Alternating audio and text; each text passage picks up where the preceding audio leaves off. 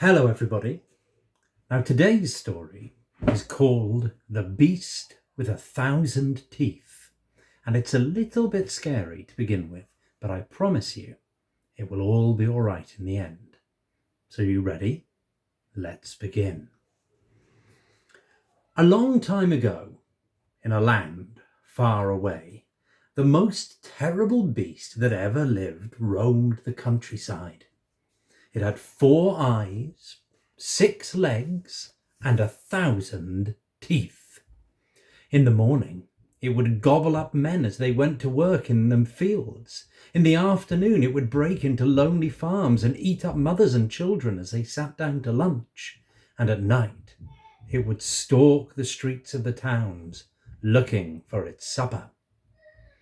In the biggest of all the towns, there lived a pastry cook and his wife, and they had a small son whose name was Sam.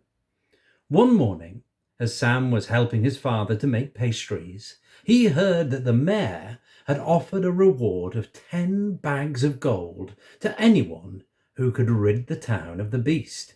"Oh," said Sam, "wouldn't I just like to win those 10 bags of gold?" "Nonsense," said his father. "Put those pastries in the oven." That afternoon, they heard that the king himself had offered a reward of 100 bags of gold to anyone who could rid the kingdom of the beast. "Oh, wouldn't I like to win that 100 bags of gold?" said Sam. "You're too small," said his father. "Now run along and take those cakes to the palace before it gets dark." So Sam set off for the palace with a tray of cakes balanced on his head. But he was so busy thinking of the 100 bags of gold that he lost his way, and soon it began to grow dark. "Oh dear," said Sam, "the beast will be coming soon to look for his supper. I'd better hurry home." So he turned and started to hurry home as fast as he could, but he was utterly and completely lost, and he didn't know which way to turn. Soon it grew very dark, the streets were deserted, and everyone was safe inside and had bolted and barred their doors for fear of the beast. Poor Sam ran up this street and down the next, but he couldn't find the way home. Then suddenly, in the distance, he heard a sound like thunder, and he knew the beast with 1,000 teeth was approaching the city. Sam ran up to the nearest door and started to bang on it. "Let me in," he cried. "I'm out in the streets and the beast is approaching the city. Listen." And he could hear the sound of the beast getting nearer and nearer. The ground shook and the windows rattled in their frames, but the people inside said no.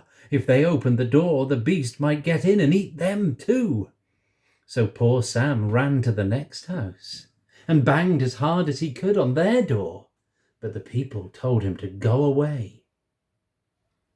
Then he heard a roar, and he heard the beast coming down the street, and he ran as hard as he could, but no matter how hard he ran, he could hear the beast getting nearer and nearer, and he glanced over his shoulder, and there it was at the end of the street. Poor Sam in his fright dropped his tray and he hid under some steps, and the beast got nearer and nearer until it was right on top of him, and it bent down and its terrible jaws went schnack, and it gobbled up the tray of cakes, and then it turned to Sam. Sam plucked up all his courage and shouted as loud as he could, "Don't eat me! Beast, wouldn't you rather have some more cakes?" The beast stopped and looked at Sam, and then it looked at the empty tray of cakes and said, "Well, there were very nice cakes. I like the pink ones especially, but there are no more left, so I'll have to eat you."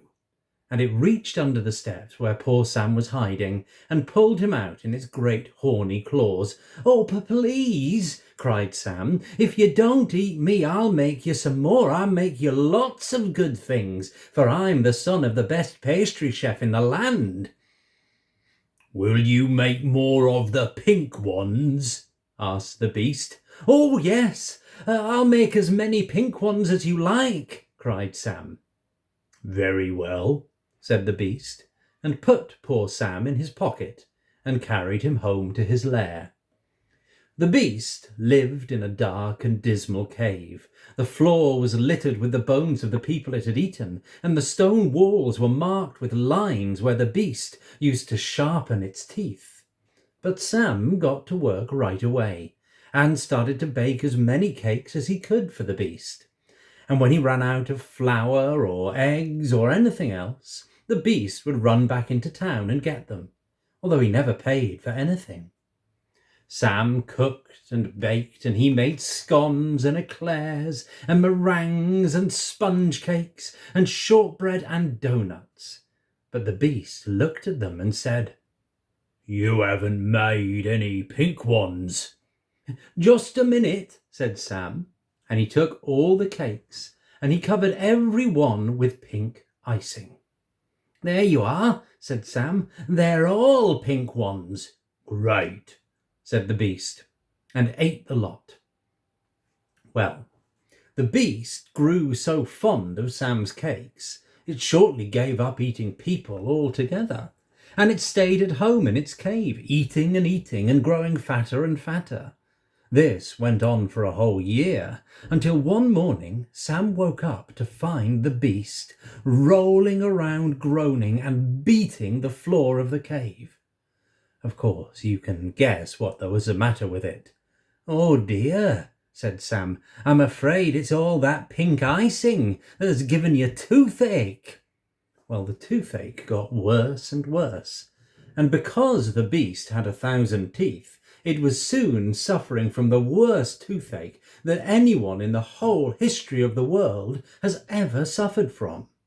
It lay on its side and held its head and roared in agony until Sam began to feel quite sorry for it. The beast howled and howled with pain until he could stand it no longer. "Please, Sam, help me," it cried. "Very well," said Sam. "Sit still and open your mouth." So the beast sat very still and opened its mouth, while Sam got a pair of pliers and took out every single tooth in that beast's head. Well, when the beast had lost all its 1,000 teeth, it couldn't eat people anymore. So Sam took it home and went to the mayor and claimed the 10 bags of gold as his reward. Then he went to the king and claimed 100 bags of gold as his reward. Then he went back and lived with his father and mother once more, and the beast helped in the pastry shop and took cakes to the palace every day. And very soon everyone forgot that they had ever been afraid of the beast with 1,000 teeth.